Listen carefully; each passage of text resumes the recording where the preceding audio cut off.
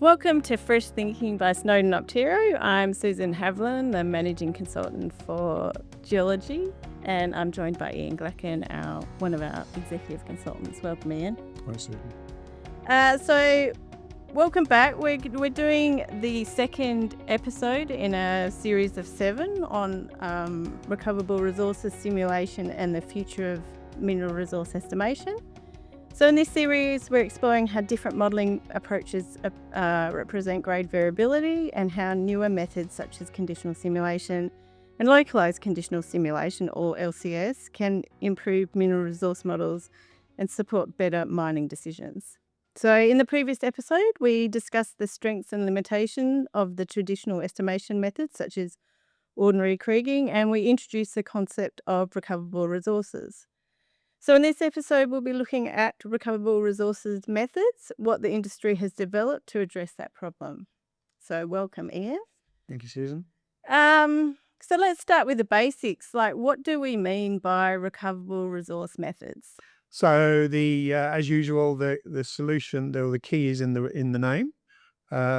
Resource, as in not reserve. So it's what we would expect to recover before the application of dilution and ore loss. And then the first word in that phrase is recoverable. So it's what we would expect to recover. So the key concept here is that when we have data that's relatively widely spaced, i.e. pre-grade control data, and I'm defining grade control here as the final drill spacing before we start mining. So we're dealing here with typically pre-grade control data.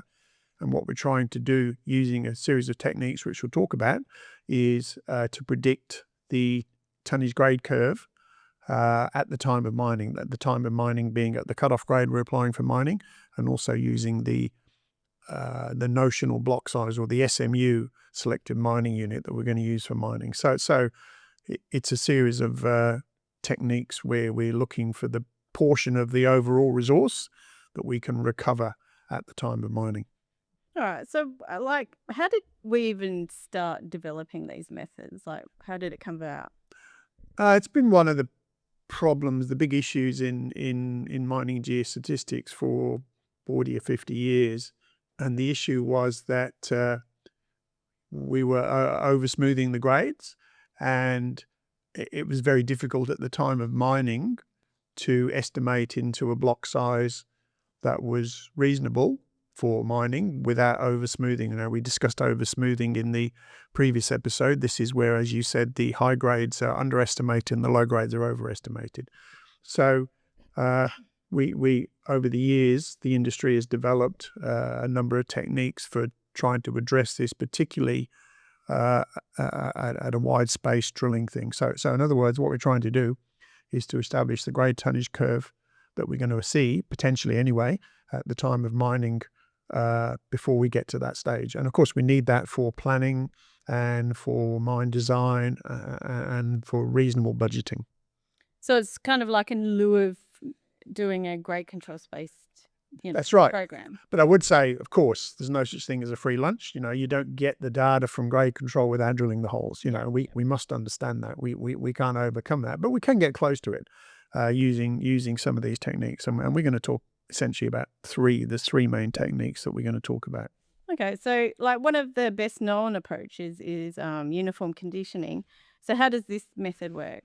Okay, it's a mathematical technique based on the discrete Gaussian change of support, and the idea is that by transforming the data into Gaussian space, that's normal space, we can predict the behavior of the data at different scales. So at the point scale, we can model what we call the Gaussian anamorphosis, which is the normal scores transformation of the data. But then we make the assumption that also applies to the SMU scale, which is our mining scale, and also to the panel scale. Now, the panel is our large block size, and one of the assumptions for these recoverable resource methods is we're estimating into a large block.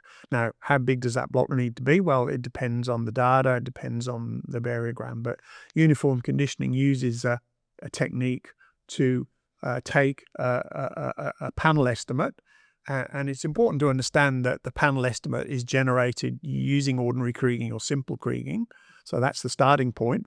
But then we're using this discrete Gaussian transformation to predict the proportion of that panel in SMU units that's available, likely to be available at the time of mining. So it's theoretically very complicated, but operationally it's relatively straightforward.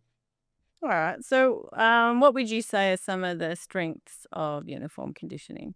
Okay, yeah, I mentioned that it is mathematically complicated, but from an operational point of view or from a implementation point of view, it's fairly straightforward. Essentially what we need is a estimate of the grades in the panels. So the panels being the large blocks. We need a variogram, and not much more than that. And because we're assuming that any distribution of grades can be transformed to a Gaussian or a normal distribution and backwards, we can make these assumptions.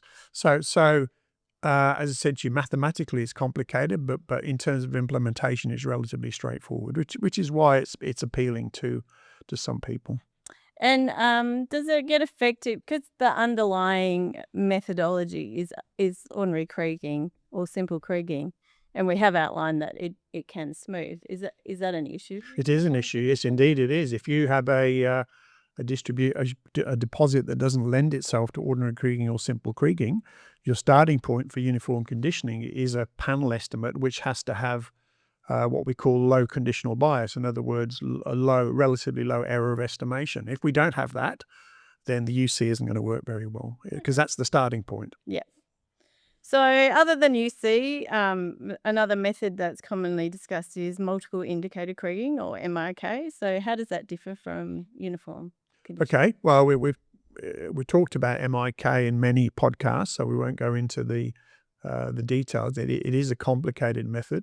What I would say about MIK and multiple indicator Kriging is its implementation is more complicated than or uniform conditioning. But essentially what we're doing is we're estimating a probability at a whole series of cutoffs or thresholds or indicators, as we call them, 10 or 12, and we're effectively building up a distribution of grades, again, at the panel scale.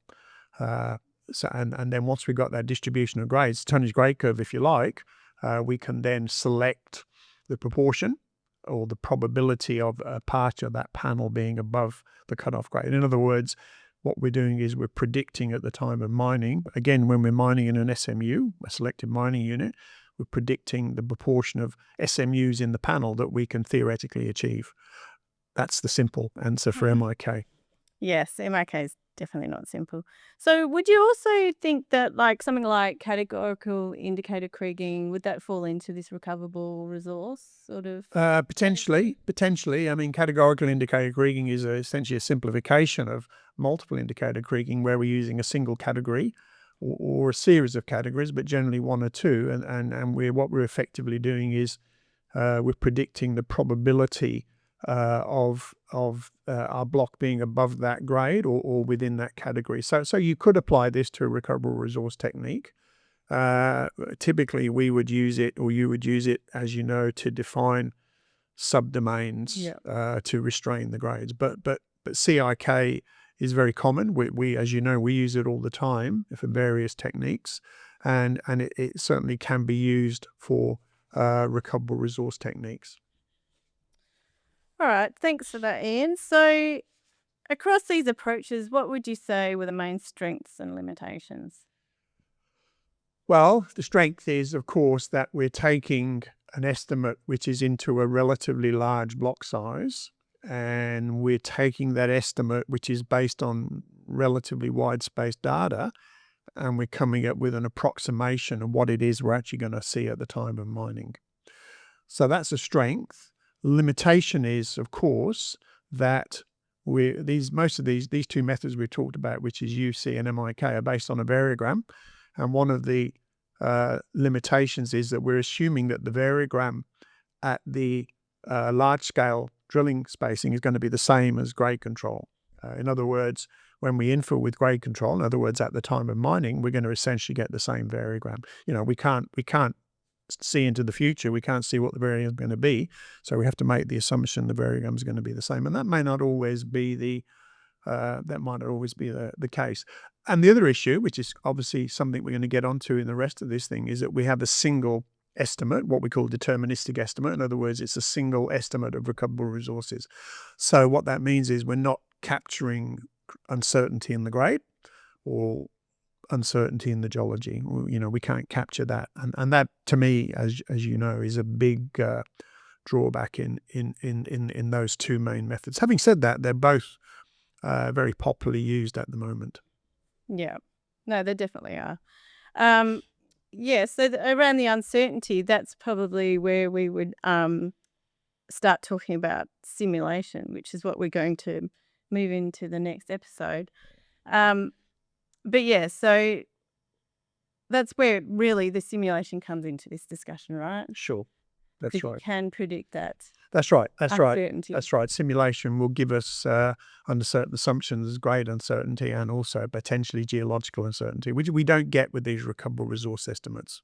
So that is, if we can come up with a technique, which we can, to do recoverable resources using simulation, we're going to get the bonus of the simulation advantages, but we're also going to get the recoverable resource information, which is what we need. Great. All right, so in this episode, we've looked at the main recoverable resource approaches used in the industry today, including uniform conditioning, multiple indicator kriging, and indicator-based methods. So in the next episode, we'll explore conditional simulation, how it works, why interest in it has been growing across the industry lately, and how it can provide a different perspective on grade variability and uncertainty within a deposit. So thank you for joining us today, Ian. It was very informative. Thank you very much. So thanks for listening to that episode of Fresh Thinking by Snowden Optero. If you like that, please subscribe, and you can find it where all good podcasts are found.